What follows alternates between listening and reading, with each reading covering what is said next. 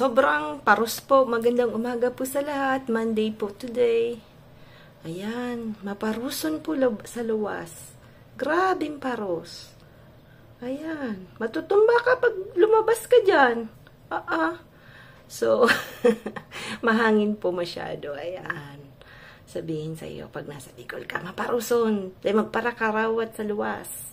Yan. So, today po, malamang hindi po tayo mag-gardening. Pero, lalabas din po kasi hindi ako pwedeng sa loob lang ng bahay. So, ayan po. So, ang ginawa ko po, ina-arrange ko po yung ito. Bumili po ako ng mga... Mahilig po ako sa pamintang puti. Ayan. Ito sa rin yung puto. Yung kulay pulang paminta. Ayan. Tapos yan po yung mga inimbak natin na sili na galing garden. Ayan. Tapos ito rin. Yan. So, meron pa kaming tatlong, ano po yan, jam na ginawa ko from apricot. Tapos yon yung mga, galing po yan kay dad kasi may malaking puno po sila ng, laurel. Yan. So, drenay ko po siya. So, ayan po. Tapos, ito naman po yung inimbak natin na galing kay George, yung talong po. Ang daming talong po doon. Dalawa lang yung puno niya, pero grabe Sin siguro, masyadong linagyan ni George ng ng pampataba. Kasi, sobrang daming mamunga. Ayan. So, ina-arrange ko po yan. Tapos, ito yung stock natin ng bawang. Kasi darating po sila mamindad sa December. So, gusto ko po yung accessible yung lahat ng yung mga ginagamit nila. So, baso po. Ang dami namin baso. Gusto ko para sagit. Sa sobrang dami. Kasi nung binili namin, yan mga basong yan, yung dito yan sa bahay. Dito sa binili namin bahay. So, pamimigay na lang natin siguro yan. Tapos dito naman, mga plato. Gusto ko accessible sa kanila pag may gusto nila ng maliit na plato. Pagka yung, minsan po kasi ginagamit yan pag may natira, tapos itataklob po sa pag ilalagay sa ref. Tapos yung, mahilig po sila sa mga ganyan, yung, saladji tawag dito, no? Yung parang bowl na malaki. Medyo malaki kasi pagka nagsasalad, yan, mahilig po silang gamitin yan. Tapos naman dito, ito naman yung sisa, mahilig gamitin to. Normally, this is a plate po sa, sa couscous. Yung couscous po, it's a oriental, antag nun, na pagkain, no? So, yung mga French po, mahilig din sa couscous kasi syempre, marami po kaming Arab people, no? So, tsaka si ma'am po, yung nakapunta po siya sa Algeria. So, she knows how to cook. Tapos, tinuruan niya rin po ako. Tapos, yung sa limo naman po, yung cassoulet. So, we have this plate. Pwede po siyang ilagay sa four, yun. Tapos, ito naman po yung mga candy jar ko. Ito po yung nabili ko kahapon. I love that. Kasi may ganito siya. So, yan yung mga precious na abubot kong bibiling 50 cents, 1 euro. Tapos yan, mga ganyan-ganyan. Yan, nangilig ni Manay Timmy. Mga kasayang kong, ay, Diyos ko, kabuahan. Tapos yan yung collection ko ng wood na spoon. Yon. So, yan po. Yan, mga kalokohan ko din yan. Tapos sa baba, magulo. Yan pa yung mga binili namin sa Pilipinas. So, I begin to arrange ko. Ano pa ba? Si Sam, bumili nito yung, alam mo yung pambata, no? So, linalagay niya yan sa niya. Kasi, di ba, siya. So, ito yung Chinese. Kasi si Mama Chinese, so, mahilig din po ako sa ganyan. Yung soya yan po, na red. Yan, red. Ito yung binigay ni ka-farmer na narcisos. May rino pa po ako. Tapos, may pusit. Yan. Madami-dami pa naman. Meron pang chocomalos. Meron pang banana chips. So, at marami po akong dinalang mga ganito-ganito. Yan. Sibot. Mahilig po ako sa sibot kasi pagka malamig na po ang sarap niya. Ang bango-bango. I don't know kung marami na pong Filipino DHC, but siguro marami na po. Kasi tayo, ang ano naman natin is mix, di ba po? Tas tocino. Hindi ko pa ito nagagawang mga to kasi kailangan ko pong makahanap ng yung baboy na medyo may taba at laman. So, kasi para mas masarap. So, hindi ko pa yan na asikaso. So, ayan po yung ano natin mga kung ano-ano. Tapos ito po yung malalaki kong tabak. No, hindi tabak. Pang malaki hambang kutsilyo. Yung pag tipong may buto-buto. Yan, dito yan. Dati po pag sa flea market may mga ganyan. Tapos mura lang. Binibili ko po, no. Ayan. Kasi nagagamit ko po yan pag bumibili ako ng bitis ng baboy. Ayan. Yan po yung today ano natin. Masishare ko sa buhay namin pagka hindi ka makapag-work sa labas. Tapos siguro magtatahi po ako ng mga bumibili po ako ng mga ganito. Tapos ako na lang po nagagawa ng tahi. Ang tawag dito torsyong, no? So ako na lang po gumagawa niyan. Bumibili po ako ng mga puting ganitong dugnet, no? Yung old na ano po yan, old na cotton na ano, na ginagawa noon dati na bed sheets. So ngayon, di na yan ginagamit. So binibenta yan sa mga free market. So binibili ko po kasi maganda siyang gamitin, nag-absorb po ng water. So ang ginagawa ko po, dinilang ko nito si mama sa Arayat. So, kasi hindi kami pwedeng walang ganito kasi may ako magpunas-punas. Pagbasa yung kamay ko, gusto ko punas agad. So, marami po kaming tawag dyan, torsyong. So, ayan po yung mga old na ganyan-ganyan. Tapos, aayusin ko po dito, magulo din.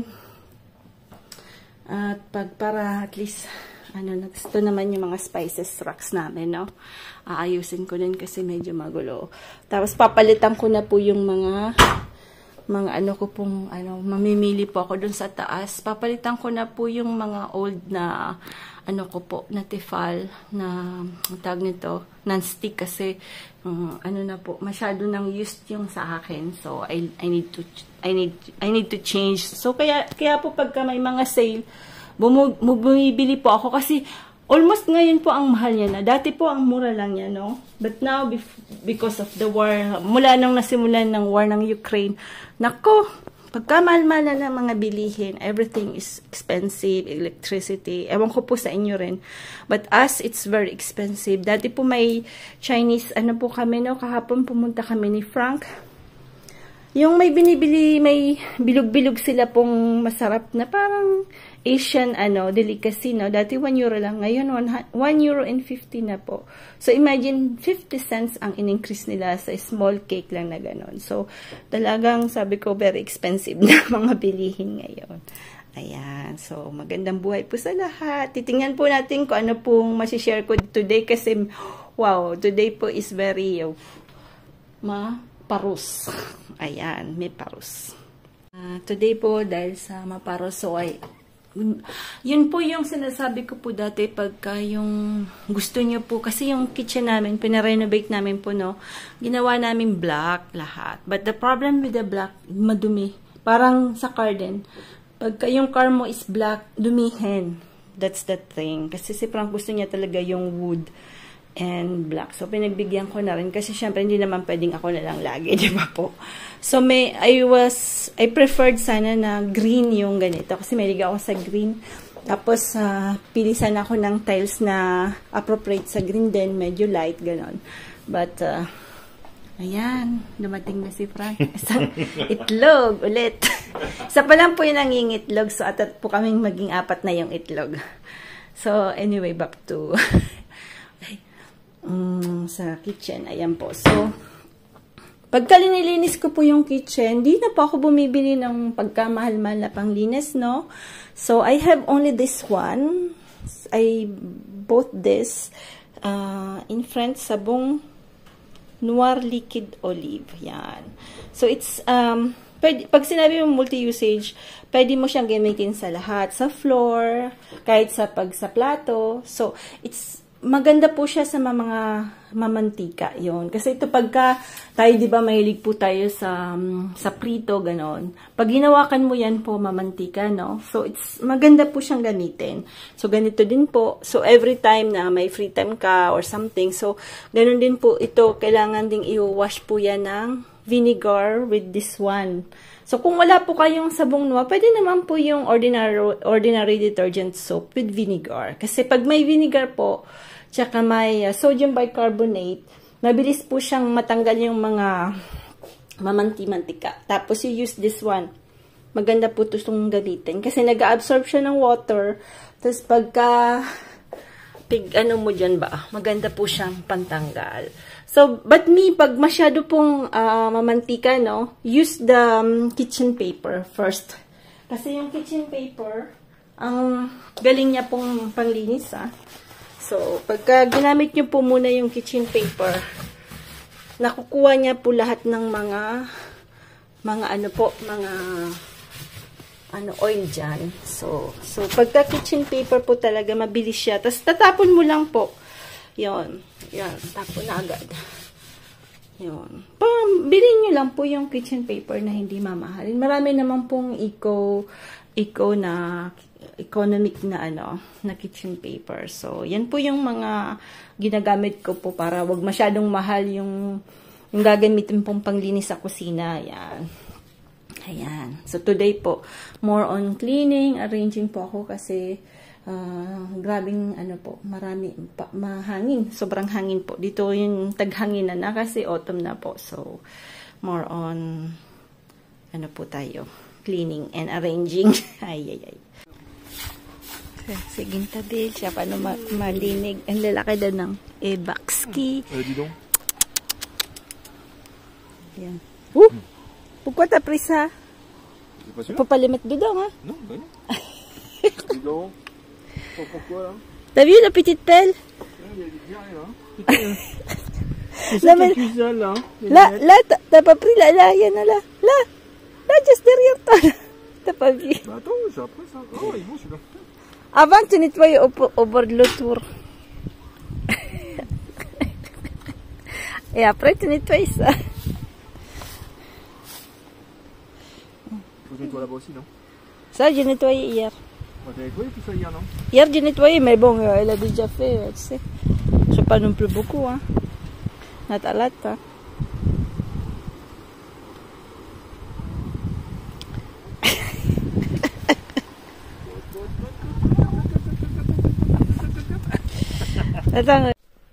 Ayan. Bali, pa ako. Matagal na po ako hindi tanggal ng alikabok, no? Yan, tinanggalan ko po ng alikabok tong shelf na to. Ito po kasi old bookshelf. Yan, nabili ko po to ng 20 euro lang. But it's very beautiful, very oldie, very antique. Ayan, diyan ko lagay yung mga botilyang yan.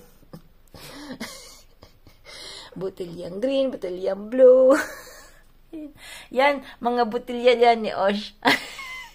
Mahilig din sa botilya. Ay, Diyos kamiyo.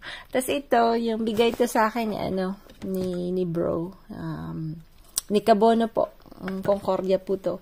Yung sadly, ito po yung boat ng Costa Cruz na lumubog. So, ayan. Meron pa akong, nung nag-meet po kasi kami sa Barcelona, nakapunta po ako dito, kasama po namin si Mami, yung nanay ni Frank. So, we meet Kabono, si Anya, in Costa Concordia po sa Barcelona.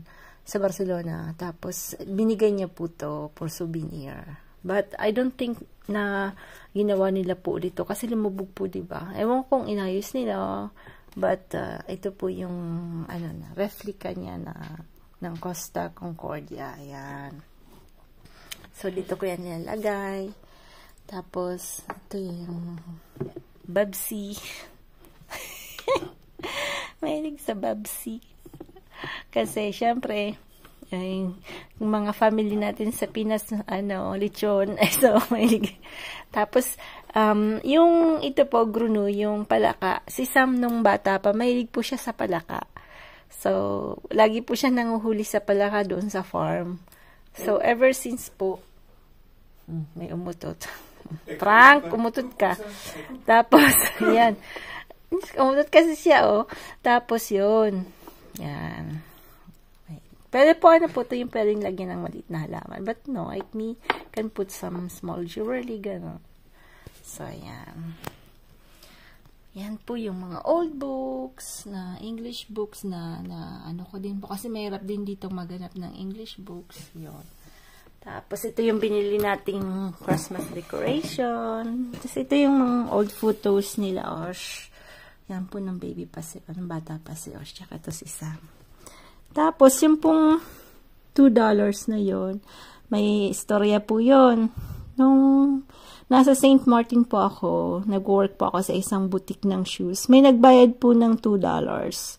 Tapos, yung boss ko po, ang ginawa niya, binigay niya yung isa sa akin. Sabi niya, ano daw, pampaswerte daw. Kasi bira lang po yung $2 bill. Yun. Siguro sa US marami. Pero, siyempre, sa St. Martin that time, hindi gaanong nagsa-circulate yung $2 bill. That's the $2 bill. Ayan. Konta. Tsaka si Frank, ang daming books. So, ayan. That's, nainggit si Frank. Gusto niya rin daw magtanim. Ayun. Gumawa ng maliit na plat doon. Gusto niya rin daw magtanim. Hayaan ko na sa, ayan, magtanim daw. Sarili niya rin. Hayaan mo siya kung yung tutubo yung kanyang tinanim. Ayan na po yung halaman natin. Paborito niya rin po yung mustasa. So, it's nice. Ha? Why you kwasi? Wait. Pakont yung, ano po, yung kalabasa. Parang, dami pong nagdidilaw. Hindi yata matutuloy. Ewan ko kung anong pwedeng gawin. Titingnan ko po mamaya kung paano ko mapapalaki itong mga to. Kasi parang dalawa na po yung dumilaw. Hindi natuloy siya. So, ayan. Ayan si Frank. Magdadamo. Gagawa din siya ng gulayan niya daw. Ayan mo. Naiinip. Ayan. Ayan po ngayong today medyo ano na, konti na lang yung hangin. Kanina po masyadong mahangin. So, nag-ayos po ako sa loob. Nais-ayos ko yung, nag-ano po ako. Nag-alikabok kasi, nako. Hindi ako masyadong mahilig mag-alikabok. Pero, maalikabok po talaga. Lagi kasing nakabukas yung pinto. So, maalikabok yung, ano, yung mga furnitures. Pag marami ka pa ng mga abubot-abubot, nako, mas mahirap. Kasi, syempre, isa-isahin mong tatanggalin yun, di ba? Kaya yan, totoo mo dadamuhan ko ng konti para medyo magkasama kami mag-asawa dito sa labas. Ayan. Titingnan natin kung tutubo yung kanyang, ayan, kahapon. Siya pinakuha ko nung ano, mustasay. Dinta na din mo kung tingnan niyo po ay kinalbo baga. Kinuha yung ano, marunong. Kaya kanina sabi niya siya daw lang ulit kukuha. Sabi ko wag na, ako na. Ako na kukuha kasi dito ko lang pinuputol para tumubo ulit. Ang ginawa niya ba, pinutol niya. Ay, hindi na din mo. Dalawa yata ay namasakir nito eh. Hayaan mo na, madami pa naman. Ayan. Maglilinis po to. Ayun ang magdadamo ng konti. Kasi tingnan niyo po, ang dami ng damo. Ang bilis ng damo, as in. Mas mabilis pa yung damo kaysa sa mga gulay natin. Ayan. Si Frank, kasi pag magtanim, gusto niya rin daw magtanim-tanim. Ayan. Kakamot baga.